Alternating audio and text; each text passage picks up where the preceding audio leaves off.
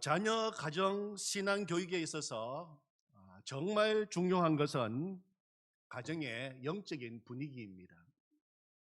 한 번은 도라노 출판사에서 나온 청소년들이 많이 보는 비전 성경을 읽어본 적이 있습니다.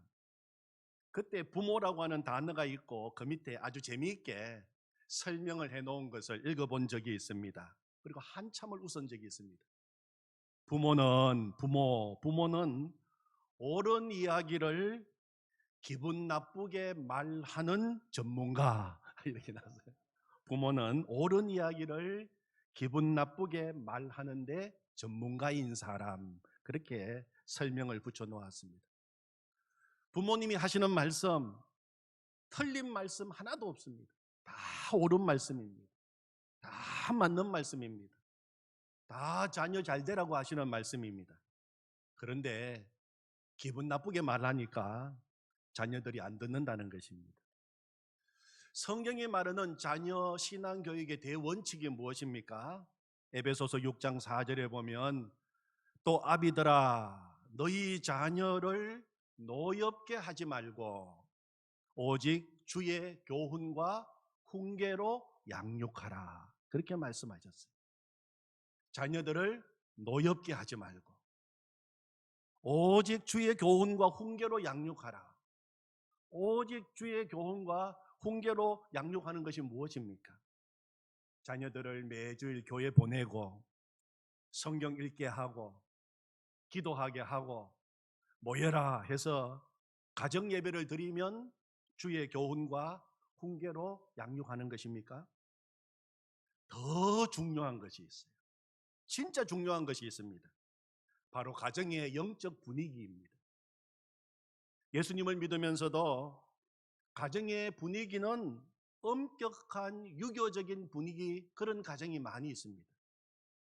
우리 기독교의 특징하면 기쁨이 있고 감사가 있고 서로 용서하고 용납하고 사랑하는 것이 우리 기독교 아닙니까? 그런데 언제나 야단치고 또 잔소리하고 강요하는 분위기입니다.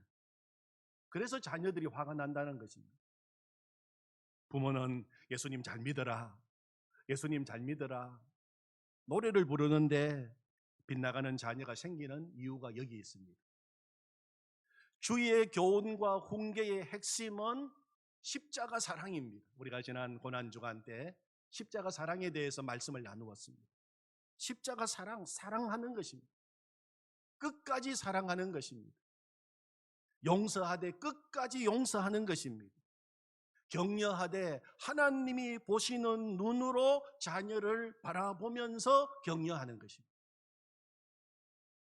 그리고 무엇보다도 엄마 아빠가 믿음으로 살고 사랑하면서 살고 기쁘게 감사하며 사는 것을 삶으로 보여주는 것입니다. 예수님이 주인 되시는 가정의 분위기를 만드는 것입니다. 부모가 할 일은 많지 않습니다. 가장 중요한 한 가지만 잘하면 돼요.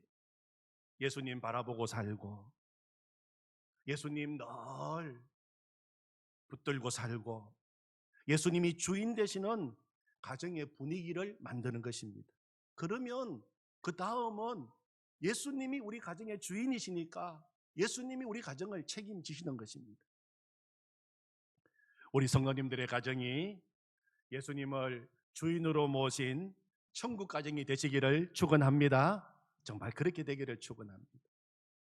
이번에 제가 생명의 삶 5월달 가정의 달을 맞이해서 쓴 칼럼을 좀 읽어드리겠습니다. 십자가로 가정을 세웁시다. 가정은 만물의 창조주 되시는 우리 하나님께서 디자인하시고 친히 만드신 곳입니다. 창세기에 보면 하나님께서는 남자 아담과 여자 하와를 창조하시고 행복한 가정을 이루고 살아가도록 하셨습니다. 그런데 안타까운 사실은 하나님이 세우신 가정의 모습이 심하게 훼손되고 무너지고 있다는 것입니다. 가정이 무너지고 있는 뒤에는 사탄의 역사가 있습니다.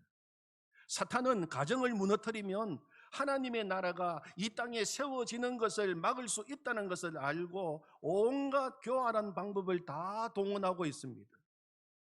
하나님을 믿는 성도들의 가정도 많이 깨어져 있는 것을 보게 됩니다. 서로 용서하고 격려하고 사랑하고 기뻐해야 할 가족이 원수같이 여겨지고 싸움과 미움의 대상이 되고 한숨과 고통의 관계가 되어버린 가정이 많습니다. 그러나 예수님을 믿는 성도들의 가정은 얼마든지 회복될 수 있는 소망이 있습니다. 가정을 친히 세우시고 만드신 분이 바로 하나님 아버지이시기 때문입니다. 우리의 망가진 가정의 모습을 피 묻은 예수님의 십자가 앞에 가지고 나가 십자가의 보혈로 치유해 주시기를 구할 때 회복의 역사가 일어나게 될 줄로 믿습니다. 십자가는 우리의 죄를 용서하는 십자가인 동시에 넘어졌을 때 붙들고 다시 일어서라고 주신 회복의 십자가이기 때문입니다. 십자가 위에서 우리의 가정이 다시 행복한 가정으로 세워지기를 기도합니다. 아멘.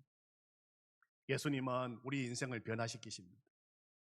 더욱 우리 가정을 변화시키시고 우리 자녀들을 변화시키십니다. 그러므로 자녀 교육에 있어서 제일 중요한 것은 부모가 먼저 예수님과 하나가 되는 것입니다.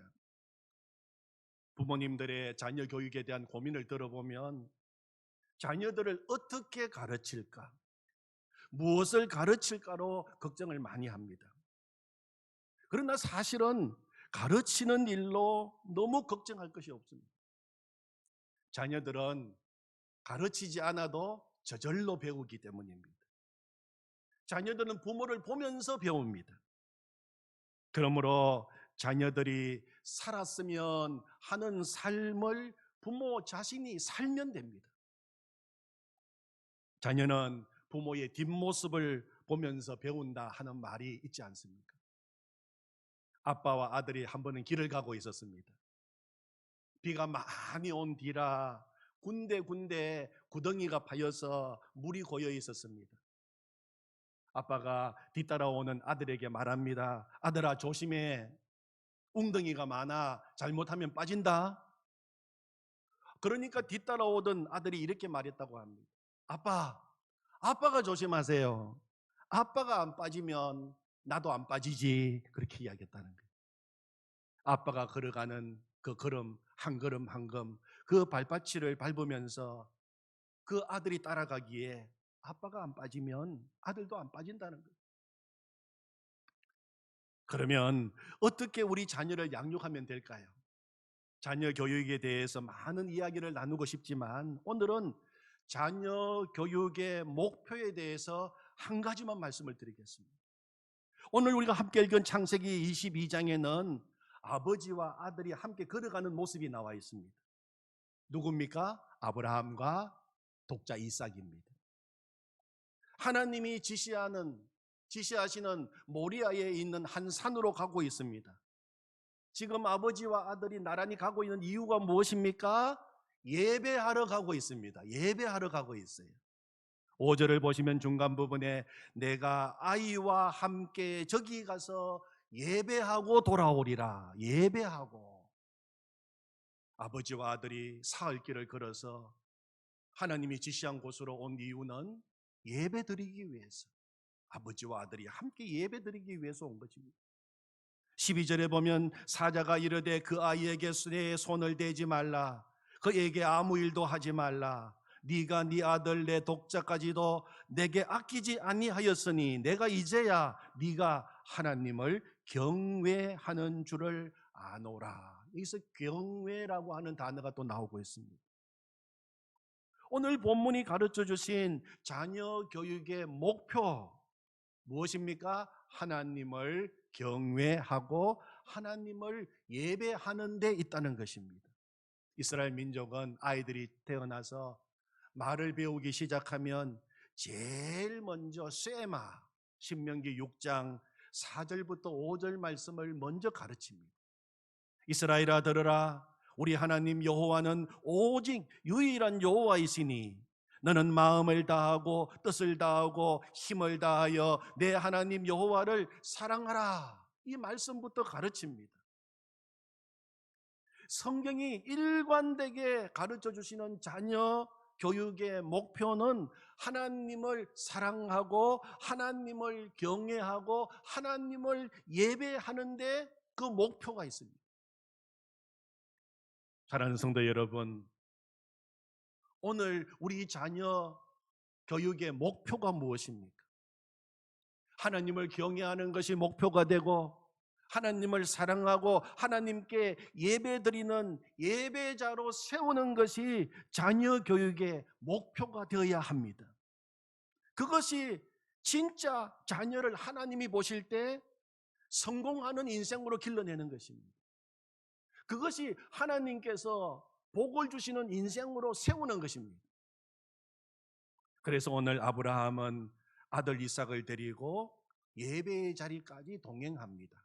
6절을 보십시오. 아브라함이 이에 번제 나무를 가져다가 그의 아들 이삭에게 지우고 자기는 불과 칼을 손에 들고 두 사람이 동행하더니 어느 자리까지 동행합니까?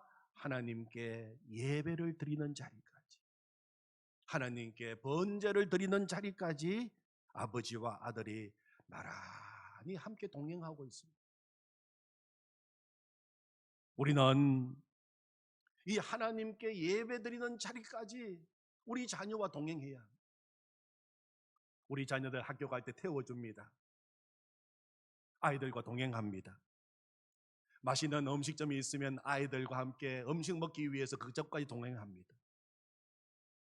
물건 사러 동행합니다. 여행하면서 좋은 것 함께 동행합니다. 좋은 일입니다. 그러나 우리는 예배의 자리까지 자녀와 동행해야 합니다. 오늘 말씀을 읽어보면 아브라함은 다른 일은 다 하인들에게 맡겨요. 다 하인들에게 맡깁니다. 그러나 예배의 자리에 나가는 일만큼은 다른 사람들에게 맡기지 않습니다. 오늘 본문 5절을 다시 보십시오. 이에 아브라함이 종들에게 이르되 너희는 나귀와 함께 여기서 기다리라. 내가 아이와 함께 저기 가서 예배하고 우리가 너희에게로 돌아오리라 하고, 나는 내 아들과 함께 예배하고 오리라. 그리고 아들과 함께 번제에 드릴 나무와 불과 칼을 들고 두 사람이 나란히 예배의 자리로 걸어가고 있는 것입니다. 지금 우리는 수요 예배 시간에 출애굽기 말씀 강해를 하고 있습니다. 하나님께서 모세를 민족의 지도자로 세우시고 애굽의 바로 앞에 서게 하십니다. 모세는 바로에게 나갑니다. 그리고 내 백성을 내보내라 하나님의 말씀을 대언합니다. 여러분, 하나님께서 이스라엘 백성들을 출애굽시키시는 이유가 무엇입니까? 그동안 이스라엘 백성들이 애굽에서 종살이하면서 너무 삶이 힘들었고 너무 많이 고생해서 그들을 그 고통에서 해방시켜 주시기 위해서 바로에게 내 백성을 내보내라고 하신 것입니까? 그보다도 더 큰 목적이 있어요. 세 가지 출애굽 구원의 목적이 있습니다. 첫 번째는 하나님을 섬기기 위해서라고 성경은 말하고 있어요. 하나님을 섬기기 위해서 내 백성을 내보내라, 출애굽시켜라. 출애굽기 4장 22절에서 하나님은 모세에게 말씀하셨습니다. 너는 바로에게 이르기를 여호와의 말씀에 이스라엘은 내 아들 내 장자라. 내가 네게 이르기를 내 아들을 보내주어 나를 섬기게 하라. 지금까지 이스라엘 백성들은 바로의 노예였습니다. 그리고 바로를 주인으로 섬겼습니다. 바로가 주는 떡을 먹고 살았습니다. 그러나 이제는 하나님의 장자가 되었어요. 하나님의 아들입니다.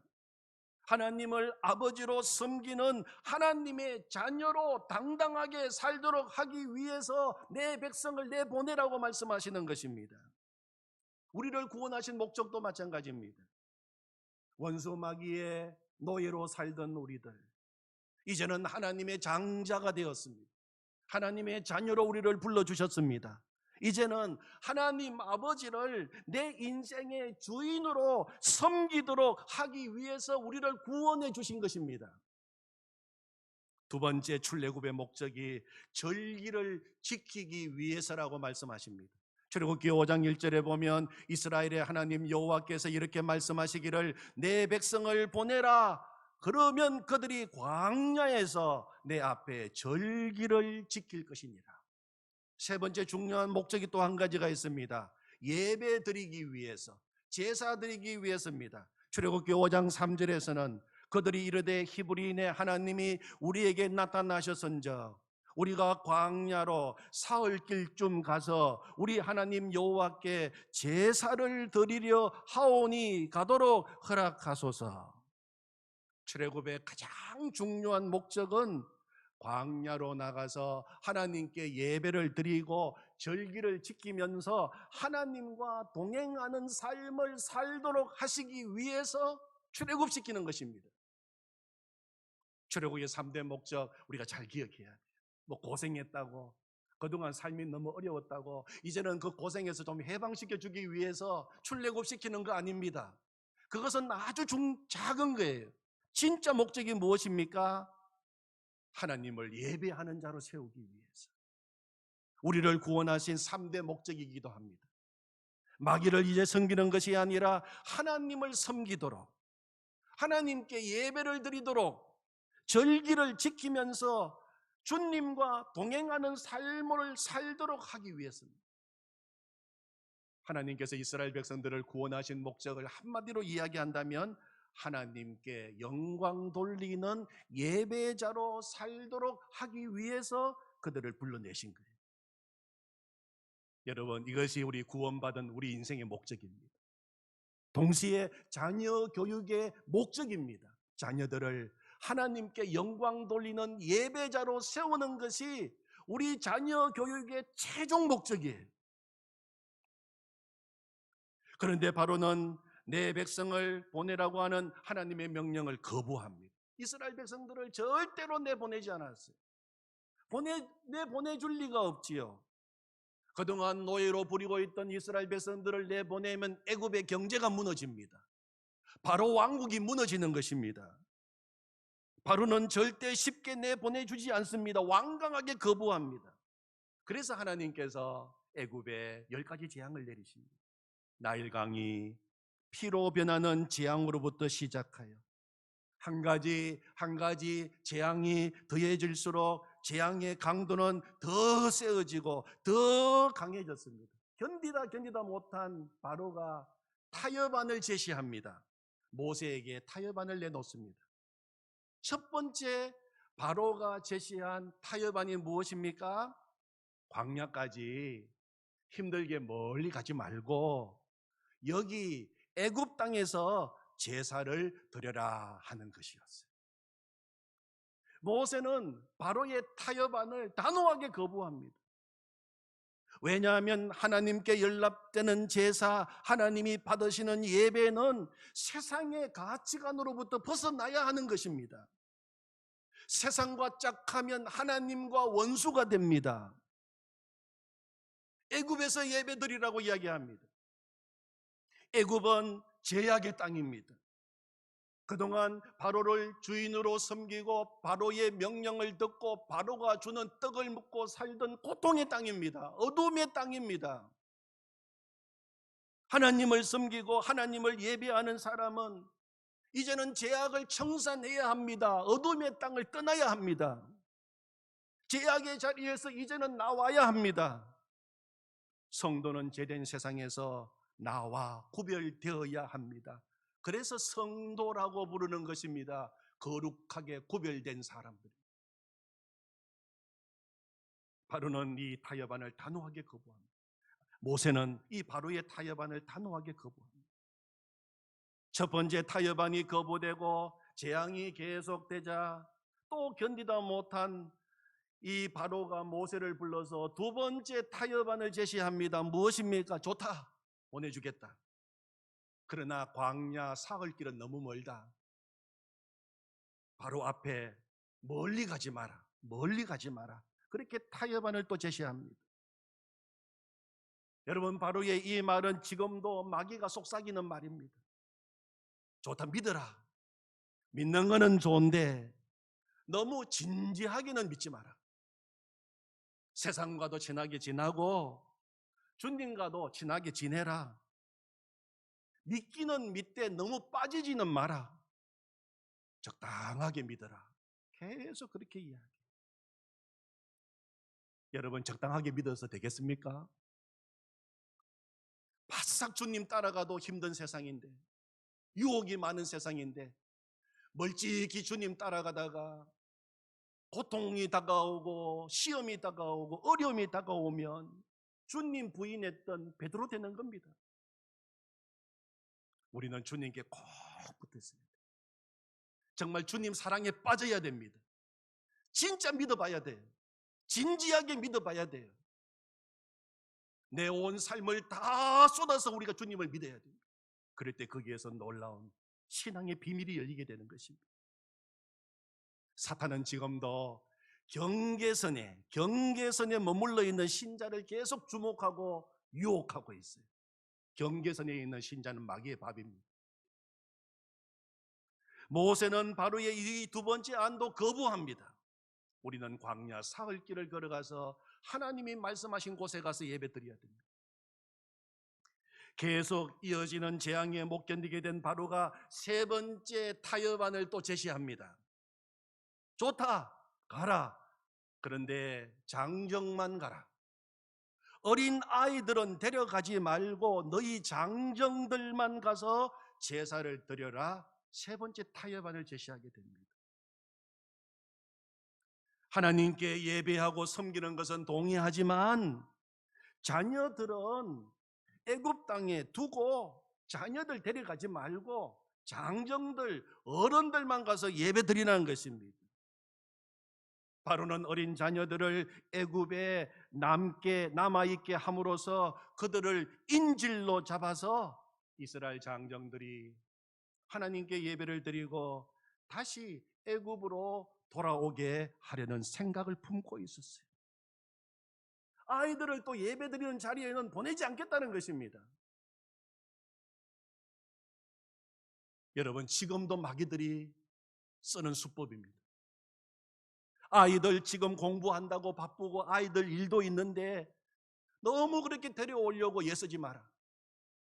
어른들만 나와서 예배 드리면 되지 않느냐?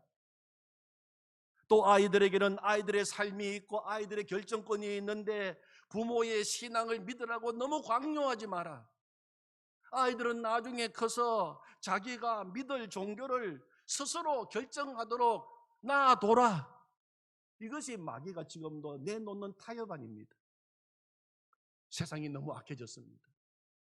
인권이라고 하는 미명하에 이제는 아이가 태어나면 남자 여자의 성도 생물학적 특성으로 결정지어지는 것이 아니라 아이가 스스로 나는 여자가 되고 싶으면 여자로 살고 나는 남자가 되고 싶으면 남자로 살고 그렇게 하자는 세상이 되었습니다. 신앙은 말할 것도 없습니다. 부모의 종교, 부모의 신앙 더 이상 강요하지 말라고 하는 것입니다. 마귀의 아주 교묘한 타협안입니다. 모세는 어떻게 했습니까? 타협했습니까? 단호하게 거부했습니다. 안 됩니다. 말도 안 되는 이야기입니다. 우리는 우리 자녀들을 데리고 예배의 자리에 함께 나가야 합니다. 남녀노소 한 사람도 예외 없이 함께 광야에 가서 예배 드리는 것이 우리 하나님이 원하시는 예배입니다. 우리는 그렇게 예배 드려야 합니다. 모세는 바로의 타협안을 단호하게 거부. 여러분, 지금 우리 자녀가 어디 있습니까? 아브라함은 아들 이삭을 데리고 예배의 자리로 나갔습니다. 아버지 아브라함이 자신이 먼저 예배자로 하나님 앞에 섰습니다. 정말 마음을 다하고 뜻을 다하고 힘을 다하고 목숨을 바쳐서 예배를 드리고 있는 것입니다. 백세에 낳은 독자 이삭, 그보다 더 소중한 것이 아브라함에게 있었겠습니까? 그 아들을 번제로 드리는 자리까지 나갔습니다. 아브라함이 아들 이삭을 번제로 드릴 때 아들만 바쳤겠습니까? 자신이 먼저 자신을 번제물로 하나님 앞에 내놓은 것입니다. 목숨을 건 예배였습니다. 자신과 아들이 번제물이 되어 예배의 지성소까지 들어가게 된 것입니다. 이삭은 그날 아버지의 참모습을 보았습니다. 참 예배자인 아버지의 모습을 본 것입니다. 하나님 말씀 앞에 겸손히 순종하고 하나님께 전적으로 목숨 바쳐 예배드리는 모습을 보았던 것입니다. 참으로 하나님을 경외하기에 독자인 자신까지도 하나님께 드리는 예배자 아버지의 모습을 보았던 것입니다. 아브라함의 하나님, 이삭의 하나님, 아버지의 하나님, 나의 하나님, 그 신앙이 이어지게 된 것입니다. 아버지의 신앙이 아들에게 이어지고 그 아들의 믿음이 다음 세대로 이어지게 되었어요. 아브라함의 하나님, 이삭의 하나님, 야곱의 하나님이 된 것입니다. 그랬더니 오늘 말씀을 읽어보면 뒷부분에 놀라운 축복이 아버지와 아들에게 임하게 되었어요. 축복의 가정이 되었습니다. 예배를 다 드리고 예배의 지성소에 들어갔다가 나왔습니다. 하나님이 준비하신 수양으로 번제를 드렸습니다. 그리고 17절 말씀에 보면 하나님은 이렇게 복을 주십니다. 네가 누굽니까? 아버지 아브라함입니다.